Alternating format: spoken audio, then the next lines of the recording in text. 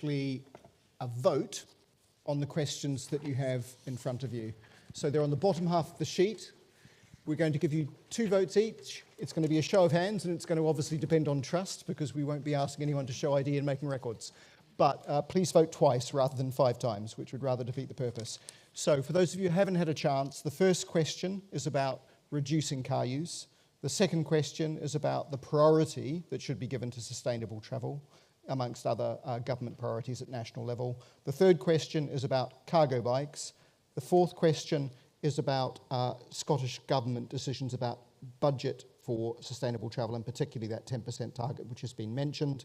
And the fifth is about the fact that there are often good transport policies in place, but delivery is often slow and poor. So those are your 5 questions. I'm going to take them in turn, and we're going to do it by eye.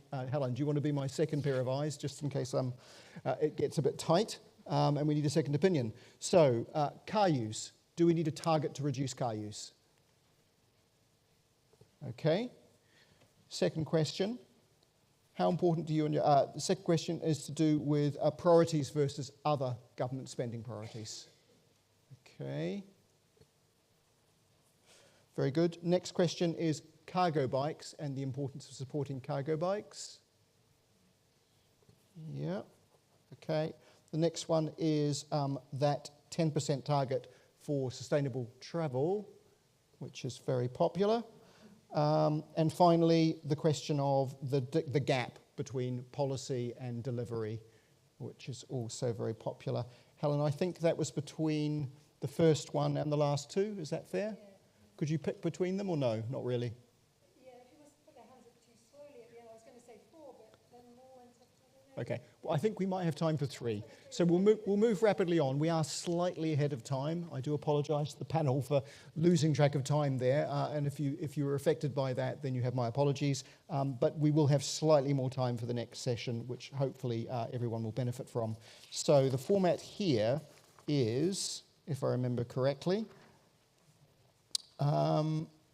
we're going to put questions to each candidate in a group. But first, we're going to summarise the questions. So I'm going to give you them 3 each. We're going to go through them again, I think, in the same order as previously. So the 3 questions that you can pick and choose from, and you will have, where are we? 5 minutes for this, are the first one, which is to do with the car reduction target. The fourth one, which is to do with the 10% budget target for active travel. And the fifth one, to do with the gap between promises and delivery. So you may take your pick. And we're going to start with Chaz. You can, I beg your pardon.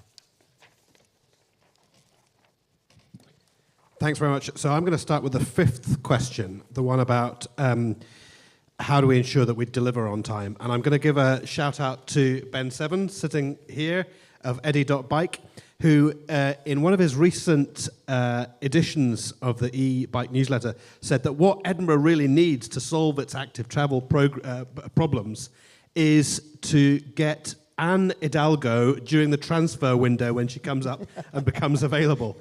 Now, I have to say, and she is now available, although interestingly her socialist counterpart has just topped the poll, although obviously there's a second round, but fingers crossed.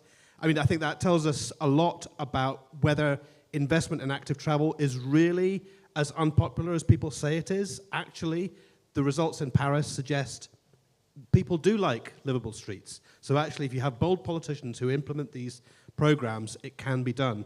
But my message is that even if Anne Hidalgo were to come to Edinburgh, she would encounter the bureaucratic nightmare of traffic regulation orders. It is an absolute lunacy that you can get permission to build 49 houses in Edinburgh within 8 weeks.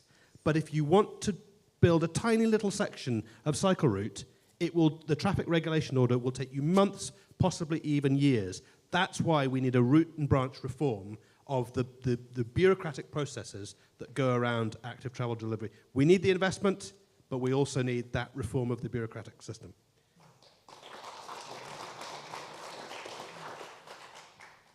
I'm just going to very briefly touch on question number 1, which is the Scottish Government has scrapped its commitment to reduce car use. So one of the things that I'm privileged enough to do is I sit on the COSLA, the Convention of Scottish Local Authorities group on transport and environment, and we have been working with the Scottish Government on its car reduction plan.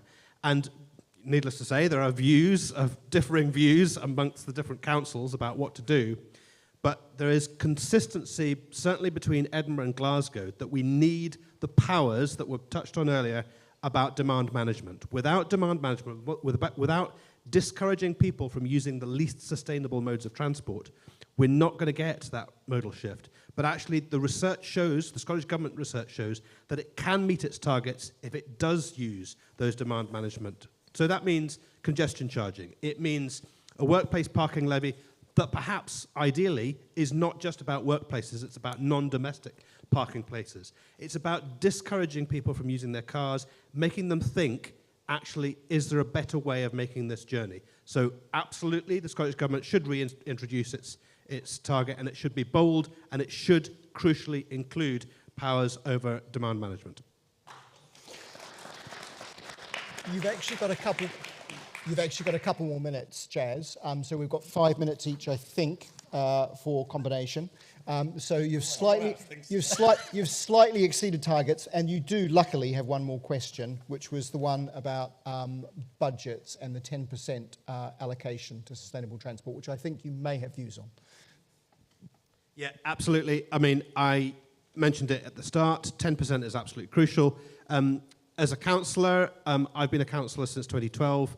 One of the things that Spokes was asking us at a council level to do then was to commit to the 10% transport. We pushed for that. To be fair to Labour, they delivered it, and now it's no longer an issue. Of course we deliver 10%. We're now looking at a council level that actually whether we should be focusing all of the transport budget on delivering all of our strategic priorities. In other words, if it's not in the city mobility plan, maybe it shouldn't get funded, or maybe it should get funding from elsewhere. So it's about the amount of money. It's also about streamlining it and making sure that it's delivered on time. But it's about ensuring that councils can spend over multiple years. Something like the City Centre West East link took 10 years to build. It shouldn't take that long, but big infrastructure projects like that do take years. If councils can't spend money over multiple financial years, it puts them in such a difficult position. So multi-year funding, as well as the 10%, are absolutely crucial.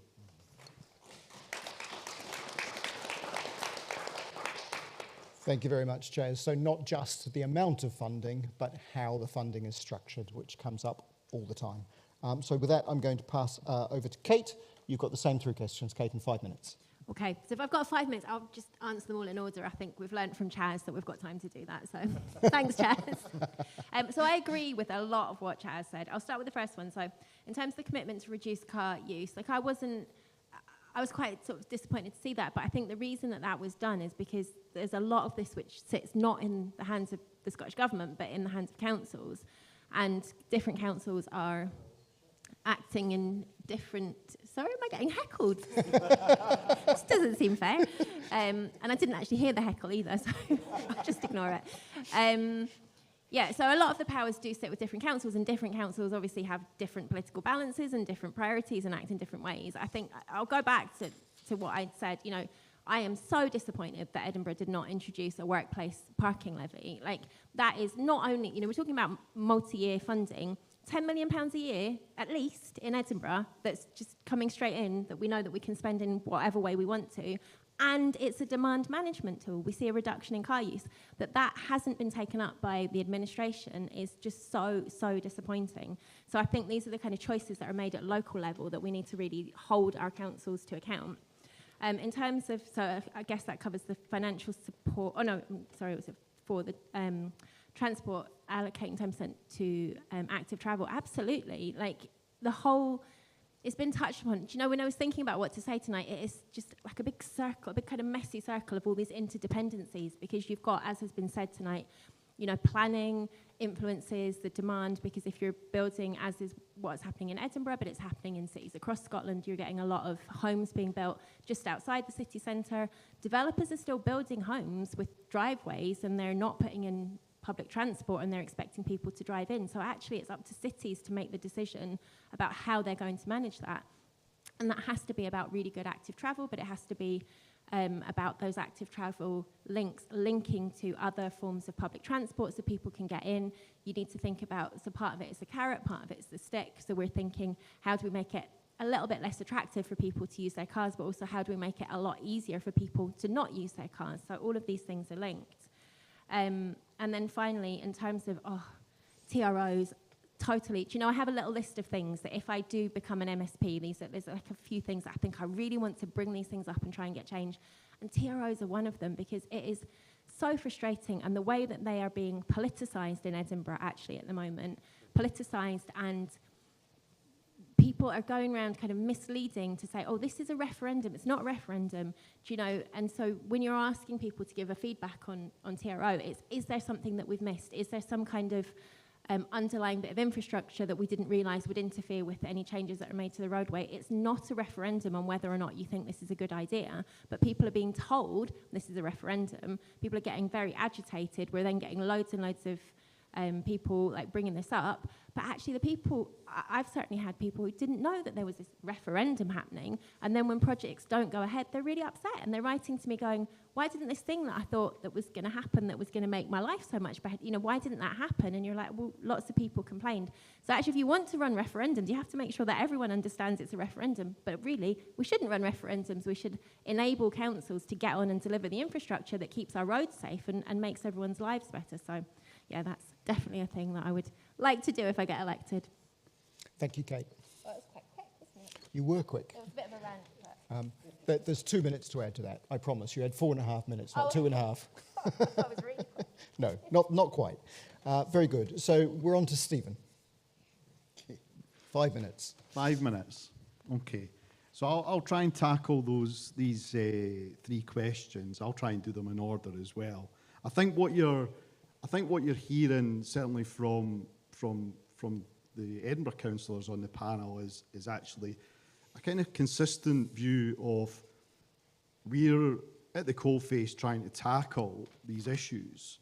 A lot of the issues that we're dealing with are actually as a direct result or a direct decision of the Scottish Government, which, let's not forget, have been in power for nearly 20 years. And you know, we could be entering our 3rd decade of the SNP in power. Now, I'm not saying that everything they've done is bad. That would be, you know, unfair. But I think as a local councillor and as a first-time councillor, I kind of witnessed firsthand how the poorly drafted legislation in the Scottish Parliament handed down to local authorities to administer without any meaningful finance to do so, just sets unrealistic targets on local councils, and it kind of makes us the bad guys all the time, where actually we're trying to do our very best with what we've got, you know, in front of us.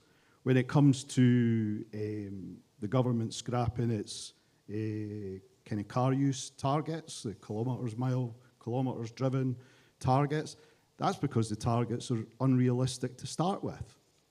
So, you know, by their own measurement, they've had to junk it. Now, okay, fair enough. We wait in bated breath to see what the next target is. But you go into a year, 18 months, 2 years of hearing nothing to know what target you're expected to be measured against. So, time and time again, the Scottish Government have consistently let down local authorities. When it comes to the budget, you know, I think I've previously mentioned how funding is allocated and how challenging it is for local authorities to deliver on the quite kind of progressive ideas that we have in regards to the City Mobility Plan, projects that I think everybody would see are designed to help move people around the city in more efficient ways, but by reducing congestion, which, you know, I refuse to accept is not a problem. Of course it's a problem. Anybody driving being on public transport, walking around the city, sees firsthand the congestion that we're faced, and I think we've got to do absolutely everything we can to tackle it. But we can only do what we can with the money that we've got, and it just means that things take longer than any one of us would like, actually. And when it comes to, we'll pick on the poor TRO process, where does those powers lie? It doesn't lie with the local authorities to decide not to have a TRO process. Again, that legislation is with the Scottish Government. So if we want to improve the TRO process, give us some tighter legislation and a better framework to work with. I think we have taken steps to improve the TRO process. Is it enough? No. Should it take 18 months to deliver, a decision? Absolutely not. It's depressing, absolutely depressing, because in that time, all it does is it pits one side of a street against another side of a street, and it makes quite often non-controversial projects almost impossible to deliver, especially when you're in a local authority which is so politically balanced as Edinburgh. And we should, not get away from that fact, that making decisions in a very finely balanced political environment like the City of Edinburgh Council is hard enough, but it's really hard when it requires the support of, 3 parties to get anything through. So the compromise is often too much for everybody, and therefore it takes longer to actually get the compromise needed to deliver anything. That sounded like a big, long list of excuses, to be honest with you. But basically, I'm pointing my finger firmly in the direction of the Scottish Government, because I think the root cause of all these issues is the legislation that they're responsible for delivering. Thank you, Stephen. Joe. Thank you. So I shall run through them from the top, with a few digressions, I suspect, on the way, to just sort of pick up a few things that people have said, which I don't necessarily agree with. So, in fact, 1 and 4 about the commitment to car use and deprioritising active travel budgets, I think they're related. And I think what I would comment on both of those is that, no, I'm not going to say that we should reintroduce a commitment to reduce car use, because this is a national, Holyrood is dealing with national things, and that will be different in different local authorities, because, Edinburgh chose to, in its city mobility plan, which I'm going to get to, chose to set a higher target than the national target, because they felt that was appropriate for Edinburgh. Now, whilst I happen to disagree with the target, I actually think that principle is a better principle, that different local authorities should cut their cloth according to what is available to them.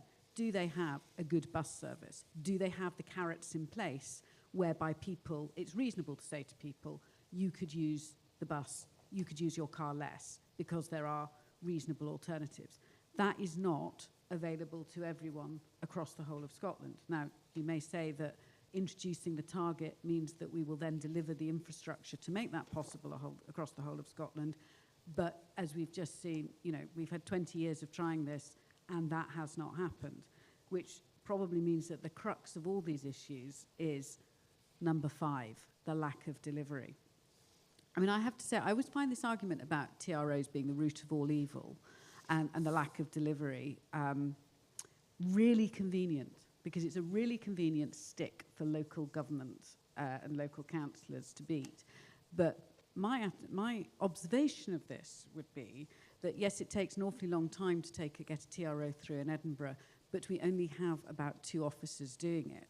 Double the size of the team, increase the speed. There is a bureaucratic bit around it, but actually, if all these people who are desperate to attack TROs put in their budgets that they would increase the size of that team, we might increase the speed of delivery.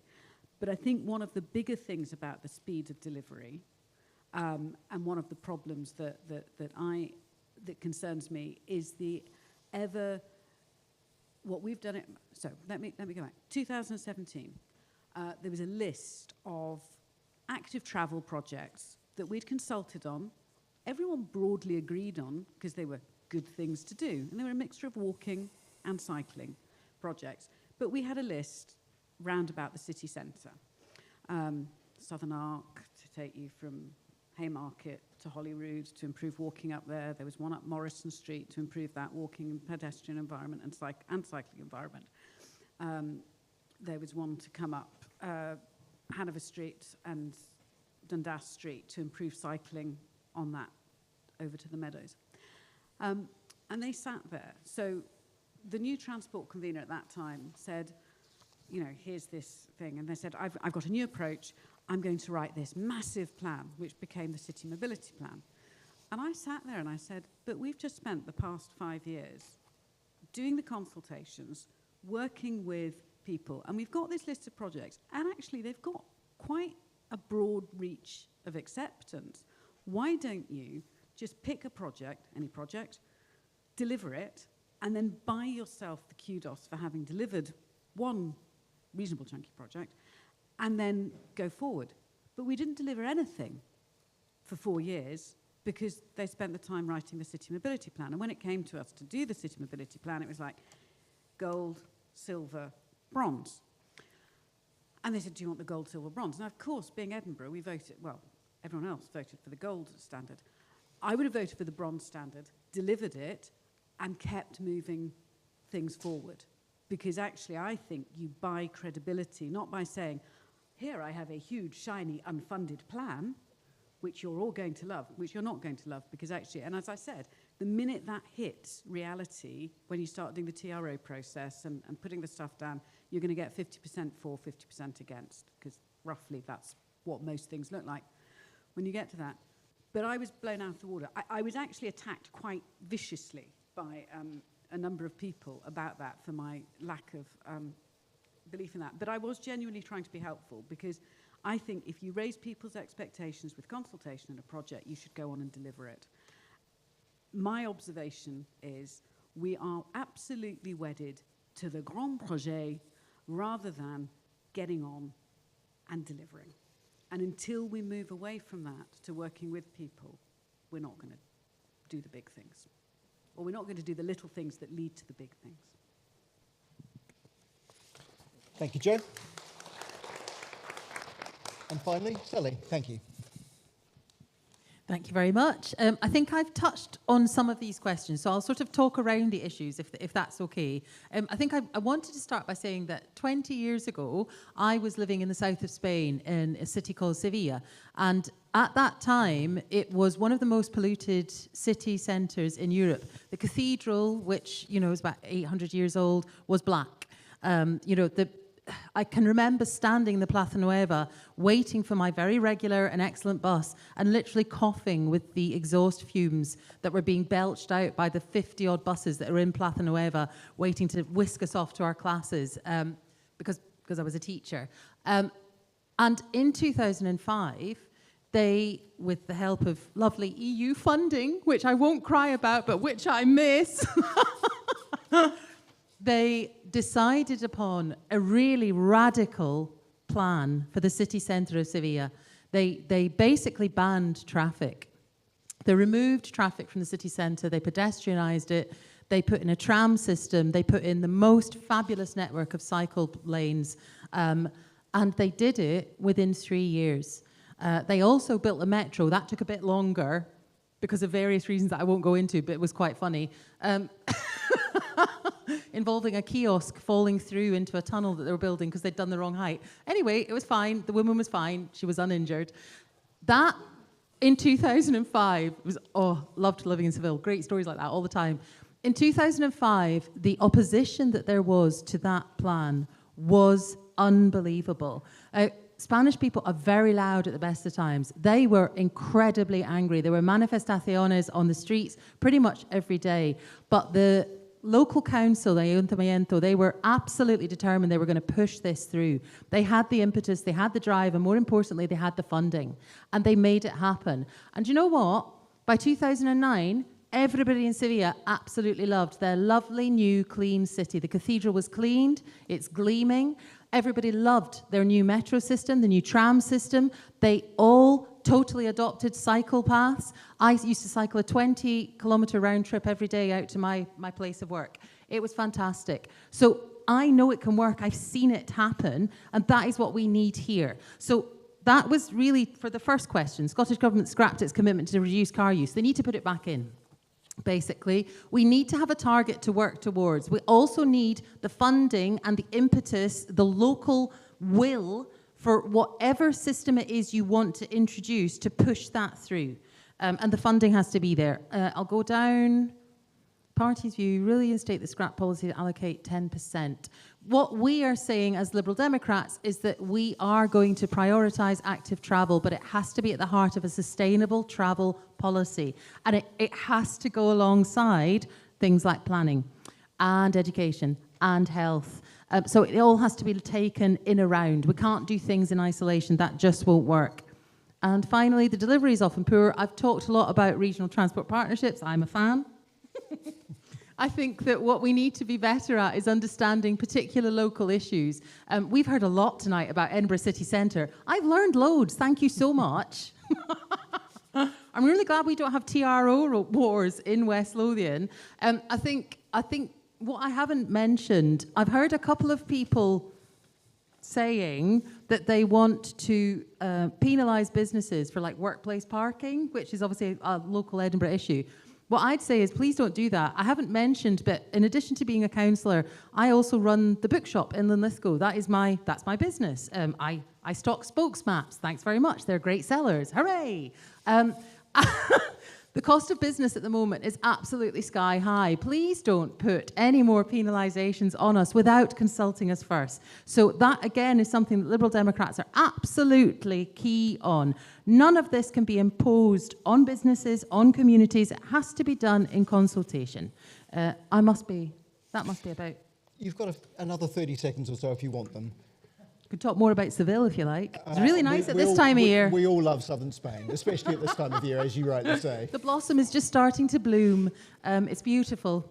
I highly recommend it. But yeah, I'll wrap up there. Thank you. Thank you very much. So unaccountably, we have somehow got ahead of ourselves on the agenda. Now, it's obviously entirely my fault. I can only say that the panellists have been excellent at keeping to time. We've had lots of really good questions. We can slightly extend the time that we give people to wrap up and to summarise what they're taking away. I had suggested reversing the order, but Sally, that would mean coming straight back to you. Are you happy with that? Very good. Take a big gulp of tea. So, 3 minutes rather than 2 if you want them. To reflect on what you've heard tonight and what you're taking away. And particularly, I'm really interested to hear anything that you might have changed your mind on or anything that you've learned. Shall I go to the thing, Miss? It's entirely up to you, but you're welcome to use the podium. Yeah, I hear you. Yeah. Okay, it's me again. Hi. So, first of all, can I say thank you very much again to Spokes. This has been a really well-organised husting. It's been really interesting. I've never done one in this format before. I've thoroughly enjoyed it. I hope everybody else has as well. I hope that you've learned a little bit about what the Liberal Democrat priorities would be in terms of active travel and cycling. If not, then... well, I'm very happy to be contacted. I know that the organisers have my contact details. In terms of reflections from me, like I've said, I've learned a lot about Edinburgh, so that's great. I think what it has made me reflect upon is just how important it is for local people to be delivering active transport or any other kind of transport infrastructure. Because you guys all know what you would like to see in terms of active travel in Edinburgh. I know what I would like to see in terms of active travel and public transport and sustainable transport in West Lothian. I.e., it would be great if it wasn't you know, just easy to get to Edinburgh or Glasgow. It would be super if it was like really easy for me to get to Bathgate or Livingston without the use of a car. So it's that kind of local knowledge that I think is really key, and that is something that Liberal Democrats are all about empowering. I think in terms of other reflections, there was a bit of a argy-bargy about Deliveroo drivers. As a local business person with an independent shop, I'd say shop local. And support your local businesses. That, I think, would also be key. I don't think I've changed my mind on anything, because I think that coming in here, the Liberal Democrat policies pretty much chimed with things that I've heard in the room. We are all about consensus. I think I'm going to slightly disagree with Stephen, who was saying that it was a bit annoying that, you know, they've got 3 parties in Edinburgh City Council and they've got to come to a consensus, and that might not be the best, but I think that's good. I'd always prefer a mixture of voices. You know, Holyrood was never designed to be one party, one voice. And that is something, again, that the Liberal Democrats would very much like to see come May. You know, we need, particularly with the way that things are, the myriad issues that we face, and I'm not just talking about transport or active travel, you know, it's every single aspect of our lives that we look at today. We live in a very uncertain world. What we need is a chorus of voices coming together to work for what is best for the people of Scotland and Edinburgh and West Lothian. But thank you very much, everybody. This has been an absolute pleasure. Thank you. Joe? Thank you. Again, thank you very much. A very well organised and friendly Hustings, which is always, I appreciate that I am Daniel in the lion's den here. But I really feel that I'm like the lion in Daniel's den, because I don't want you to think that I think you're lions and you're scary, and because I don't. And so thank you.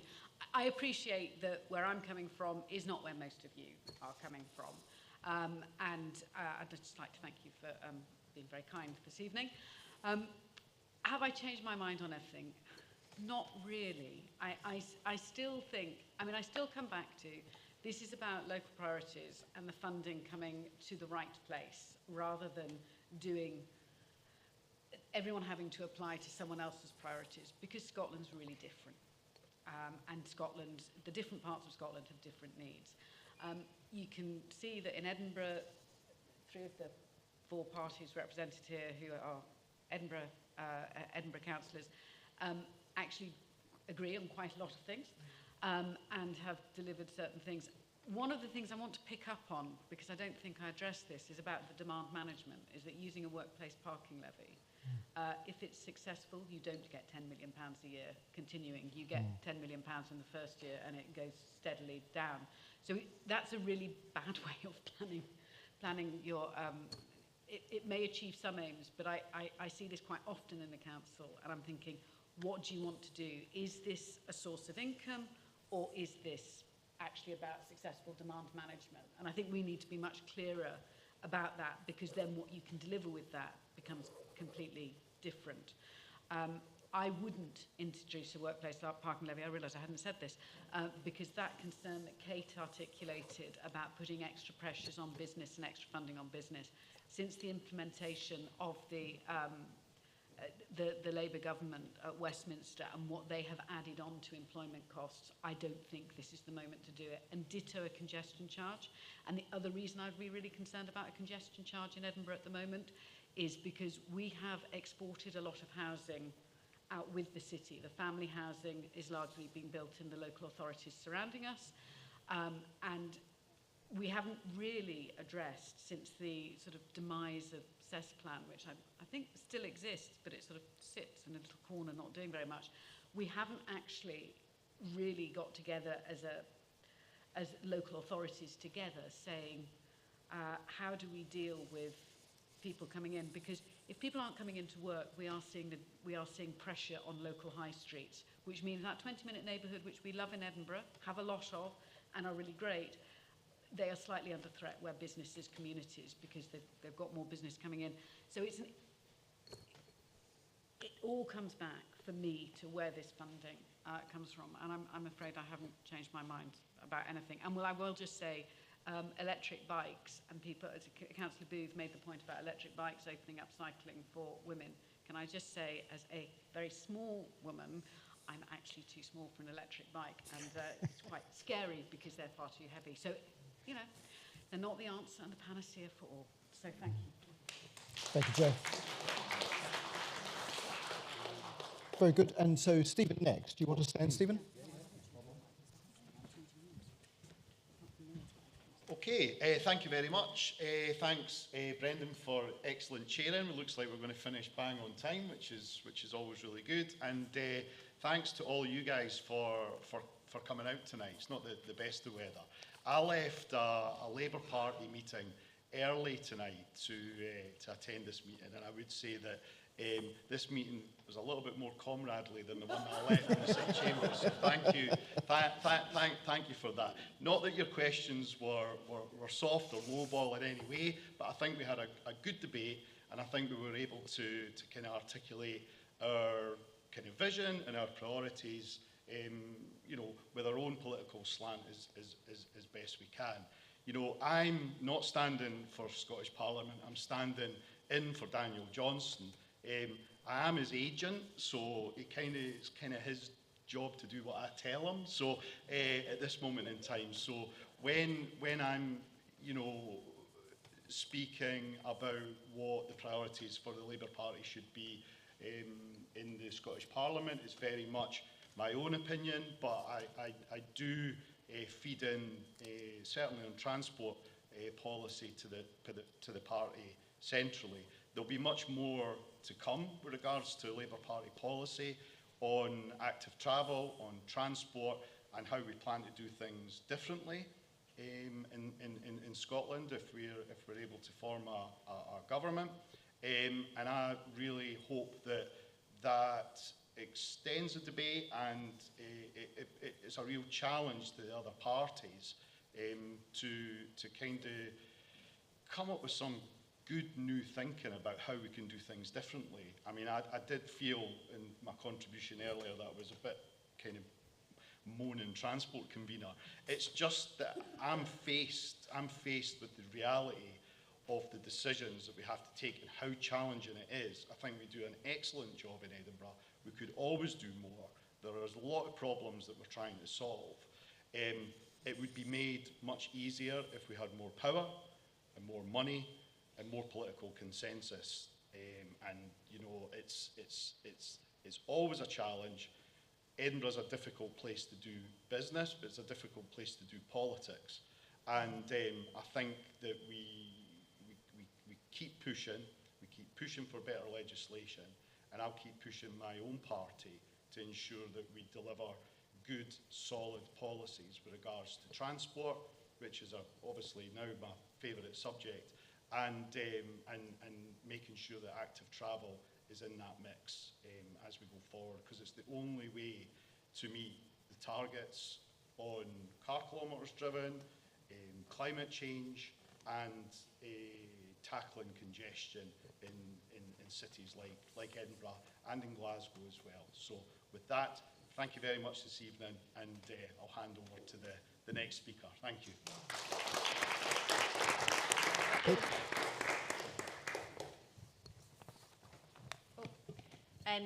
Yes, thank you everyone. It has been a really interesting evening, and thank you to Brendan for taking us through it. I think, and I would agree with what others have said, the format I've quite enjoyed. It's been something unusual for Hustings, but actually has had a really kind of breadth of debate and given us an opportunity to reflect on things maybe that we hadn't come kind of thinking about.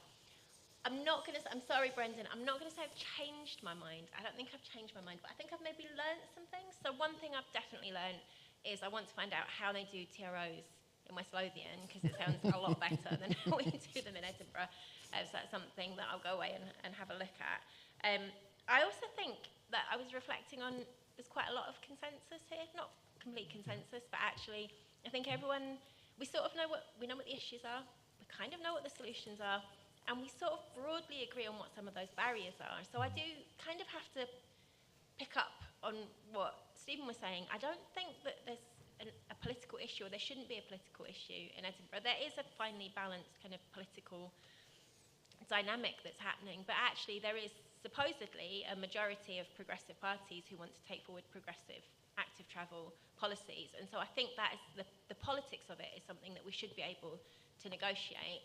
I do think we need to think about how we deal, yes, with the money and that multi-year funding, and also thinking about the processes as well. But I suppose what I've learned is I actually feel quite optimistic. I think there's quite a lot we can do. I think maybe we need to learn to work together a bit better and focus on how we deliver those priorities rather than kind of going, oh, it's your fault, it's your fault, it's your fault. I think maybe we just need to get on and, roll up our sleeves and work together. So that's my reflection, what I've learned if I've not changed my mind. Thank you, Kate. Chaz. Yeah, thanks very much indeed. Thanks again to Spokes for organising this, and thanks to Brendan for your excellent chairing. I've learned a couple of things. I've learned that Councillor Mowat hasn't read the report that Nottingham produced on their workplace parking levy, because if she had, she would know that the workplace parking levy there brought in 7.7 million in 2012 when it was first introduced, and has increased its income every year since. So it's a success story. It's the only local authority that has introduced a workplace parking levy. I also learnt tonight that Stephen's position on congestion charging has changed, and that is disappointing.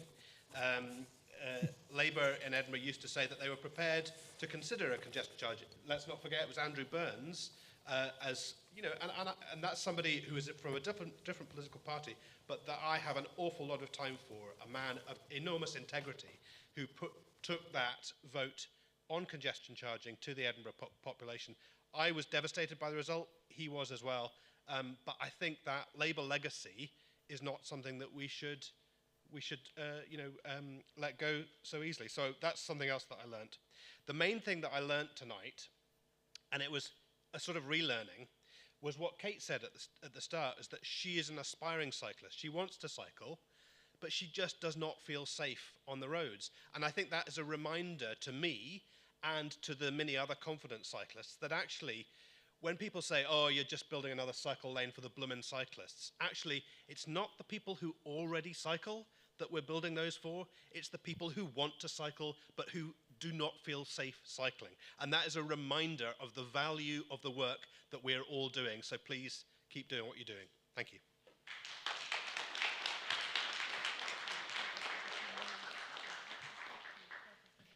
Thank you, Chaz, and thank you all. I'm just going to say a few words about what I think we've heard this evening as we get ready to leave, and then a few notes of thanks.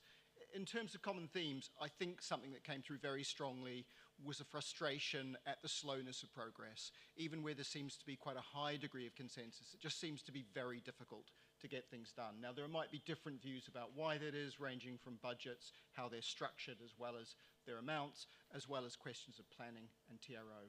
But the delivery, I think, we've heard people accept as going too slowly. The second thing is that question of funding, and I think the thing that came through really clearly to me again and again is not just how much funding is there, but how it's structured. Is it multi-year? How can the money be used? Who has access to it? At what level of government are decisions made about how funding should be deployed? And finally, there's a really strong link, and I think a really positive one, being made by many of the speakers, and indeed many of the questioners, to public transport. And I think that's extremely welcome. And it's great that we haven't had a conversation that centres around conflict between modes. I think that's been refreshing. In terms of where we agreed, unsurprisingly, I think we agree that we like cycling. I don't think there were any huge surprises there. It would have been very brave indeed for anyone to come here and say that they didn't. I think, though, one reflection for me was that there was a gender element to that, as a couple of people have noted. So the first is people feel more or less safe depending on their personal circumstances and identity cycling. And let's remember that we need cycling to be safe for everybody. When I started cycling in London many years ago, I was a proper headbanger. I did not see the need for cycling infrastructure because I didn't need it. That is a very stupid position to take. Forgive me, I was young and very foolish. You know, I have moved on, and I think it's great to hear people talking about the fact that they don't feel confident. That's important, and we need to hear it. The next thing is, I think we all agree that we do not like illegal e-bikes. That is not contentious, and nor is it very surprising. There is obviously complexity beneath that in terms of how we tackle that problem and who we think is responsible for it. But I think we are agreed that cycling organisations are probably more upset than most that so much of the conversation revolves around illegal electric e-bikes and how they are often used and misused. I think there was strong agreement about local decision making. I suppose that isn't hugely surprising because you will recall when I introduced the panel, all of them were preceded by the words councillor. And so if local councillors didn't say they wanted local decision making, devolved decision making, local funding decisions, I think that would be more surprising.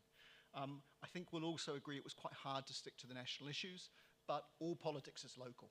And so all the things that people talked about in one way, shape or form also appear on the national agenda and are in one way or another national issues.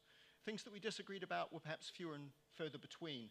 I don't think there was a consensus, though, on national car reduction targets, perhaps for some slightly more complex reasons than simply saying that should not be a goal, but rather saying how do we achieve sensible outcomes, particularly for active travel and public transport, rather than focusing on that as a goal. I thought we were going to say there was a consensus that nobody liked TROs, but there does seem to be an interesting split, and I'm intrigued by that because I've never heard anyone say a nice word about TROs before tonight. I don't think they're great. I just, I don't really understand the need. I'm going to have to find out. So some people's experiences and feelings around TROs are not as strong as others, and that's interesting because I learned something tonight because I thought there was fairly much a consensus on TROs, but it turns out not so much. And finally, the workplace parking levy. So again, that is a policy that lots of people, including I would imagine many spokes members, have strongly supported, but the support for that is not universal. The reason is not necessarily simply because people love cars. And so I think it's worth stopping and reflecting on that and not assuming people are acting in bad faith when they oppose policies that we might happen to like. And so with that, I'll end that sort of summary of what I think we've heard tonight. And so I just need to really thank everybody for what they've done. Thank you to the spokes volunteers who helped make tonight happen. Thank you, I should say, to Cycling UK Scotland, who are also involved in helping, supporting and organising the event.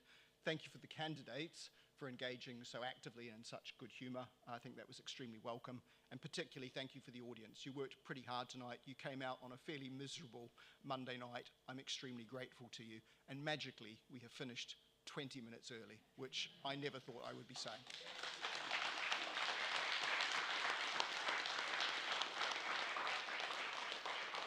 And of course, a final thank you to Brendan Paddy for chairing so well that we have time to chat.